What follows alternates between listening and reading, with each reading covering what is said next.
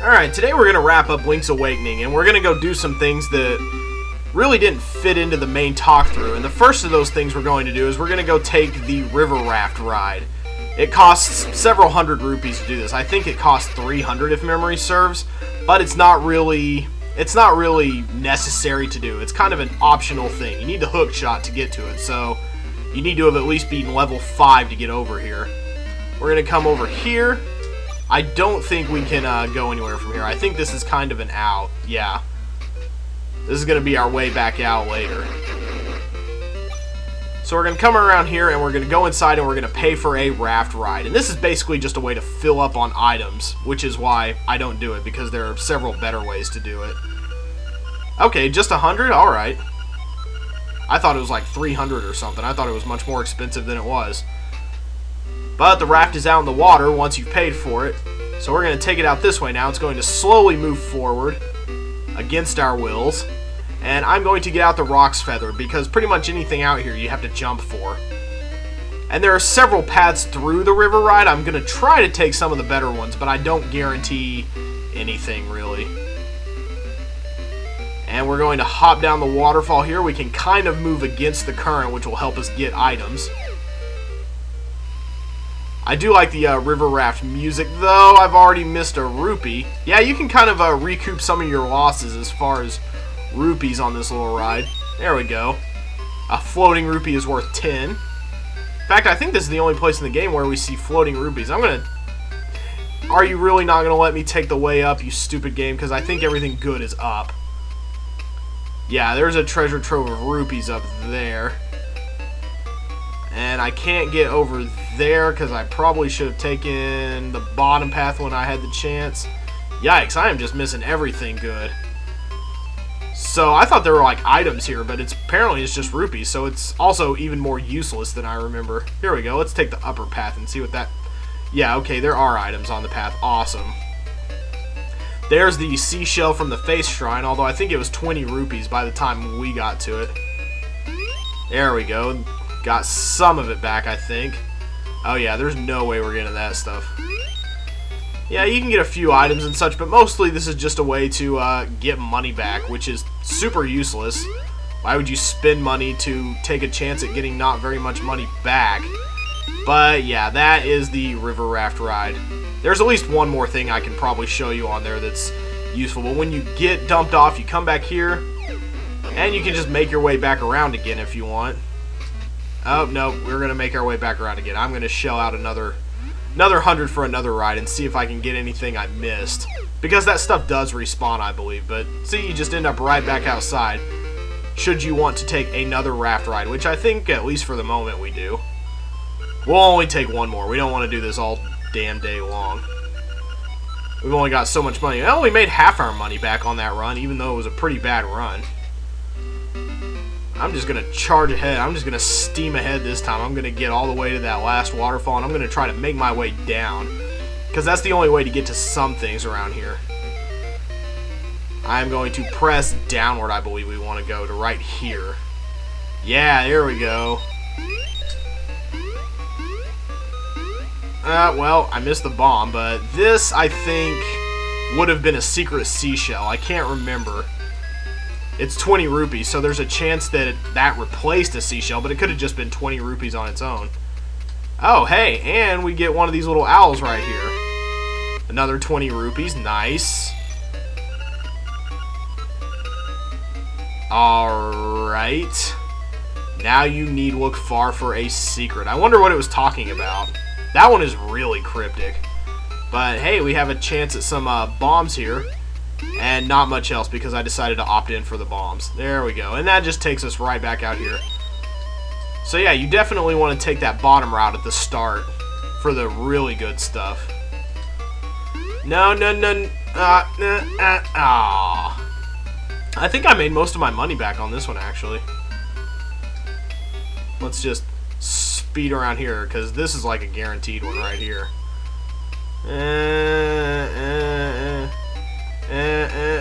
Yeah, but that's pretty much the raft ride in a nutshell. There's one more place on the map that's pretty much strictly voluntary to explore. Oh, and I got some arrows. That's not bad either. But that's the raft ride. A little bit of optional fun you can have. Now we're going to check out one other part of the map that is not really, well, it's not really not that important. It's not important at all, and we're going to go check it out shortly. A couple more places we never really needed to go. As soon as this raven stops harassing me, I'm going to go one screen west, and I'm going to stop at this little place. This is Crazy Tracys Medicine Shop. Hey there, big guy. Ooh, really? You know, I've got a little secret for sale that'll pump you up too, if you know what I mean. 28 rupees doesn't sound very expensive. Alright, she's applied her secret medicine. Medicine has long been a part of the Zelda series. If you lose all your hearts and you die and you have the medicine, which will take effect immediately, it's over in our use automatically section.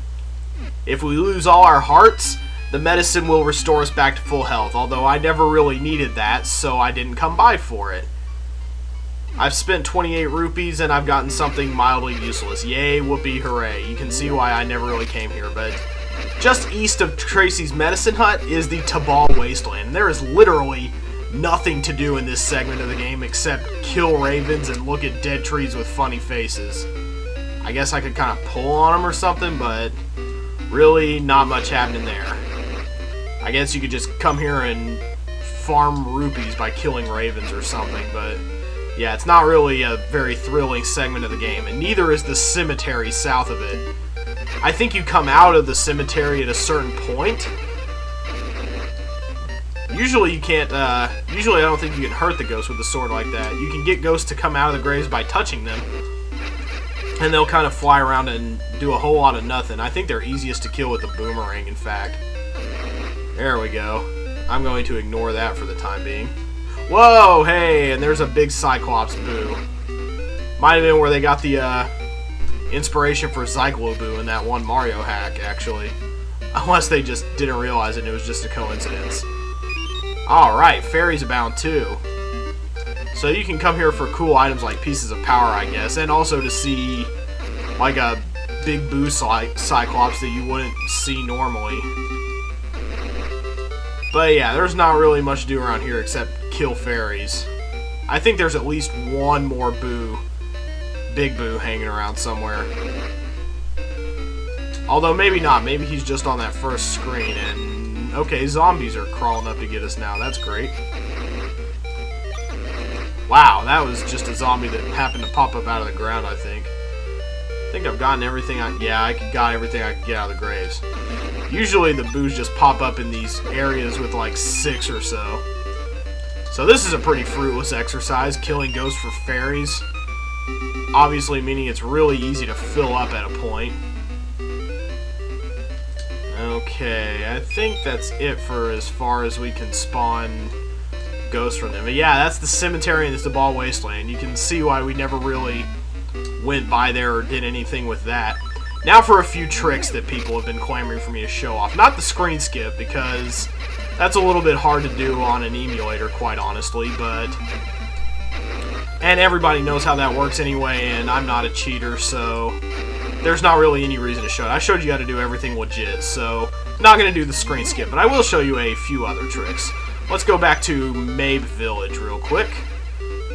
Going to show you the chicken harassment thing first. It's been a long tradition of the Zelda games that you can't hurt Cuccos, the chicken things, but something will often happen to you in a Zelda game if you harass them. Like if you hit them over and over again with your sword. You have to hit this one a fair amount of times. Get him cornered here, and I'm doing it at kind of a slow pace because when I did it rapidly earlier it wasn't working, but when I slowed down a little bit it worked perfectly. All you gotta do is just hit the chicken over and over again. He's indestructible, you can't kill him. But if you hit him enough times, his chicken friends will eventually come to help him. There you go. All his chicken friends flying to his aid, and it slows things down considerably. I think in the most recent Zelda, like Twilight Princess, you turned into a chicken or something yourself. Lots of different things happen in Zelda games if you don't leave the Cuccos alone, but they'll go along, they'll fly after us as long as we're on the screen. But we happen to be by the shop, which is by the last thing I'm going to show you. before we wrap up the series. A lot of people wanted me to show this, so I'm going to do it with something fairly inconsequential. Most people do this with the bow. I'm just going to pick any old thing. I'm going to pick some bombs. What you can do, the shopkeeper will kind of look around at you, but you can steal things from his shop. Why you would ever want to do that, I don't know, but when you can do things the good old-fashioned honest way, I don't know why you would ever steal from a kind old man. But we're going to go around behind him and steal his bombs. Oh. He saw us. He has to not see you, I guess. Shoot. I'm not being fast enough for something. I'm not very sneaky. So, let's try it with something else. Let's get him to turn around this way. Shoot, he's still looking. I'm going to have to be much more sneaky than this, I think. And plus, why would I want to steal a level 1 shield when I have a level 2 shield? Damn it. See, I'm not even good at stealing. I can't pull it off to save my life. Oh, but we got away with the bombs. Oh. Are you proud of yourself? A lesson to be learned. And another lesson to be learned, people don't ever forget. Like if you talk to Marin, now, if people call you by name, they will call you thief in all caps. This will happen for the rest of the game. Nope, it's a secret wish. Oh, and by the way, you're a dirty, rotten thief. So anybody who calls you by name will not call you by the name you entered in, but they will in fact call you thief, and that is not erasable. Well, that kid happened to call me by name, but that's just because he's a kid, and that's just the way he talks. But yeah, people will call you thief, see?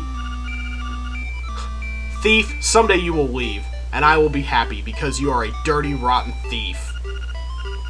So I guess you just have to be very fast about it.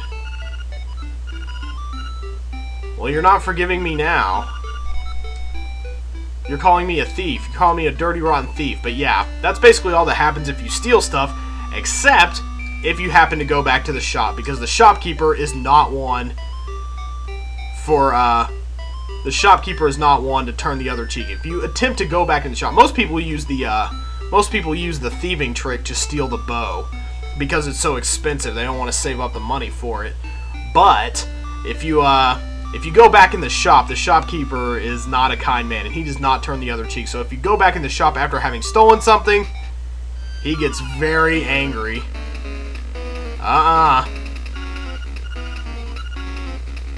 And there is no way to avoid this fate. Yikes. Yep. That's what happens to you if you steal things from the shop and go back to the scene of the crime. Which, why would you be dumb enough to do that? But, you know. But I don't like to do the stealing thing. I don't like being called a thief for the rest of my life, and it's easy to get the money anyway, so why wouldn't you just buy it legitimately? It's not like they make it impossible to save up the money or anything. There's treasure chests all over the place. But yes, the game is in fact over for us now, because I've shown you everything I'm going to show you. Going to save and quit, and we are going to take our leave of this game. So tune in tomorrow to see the title screen teaser, and we will move on to our next game. I think you're really going to like it. It's something a little bit different for me. A little bit out of my usual range, I guess you could say. Or maybe not. It is and isn't. That's not really a helpful hint, which is the kind of hint I like. Ha ha!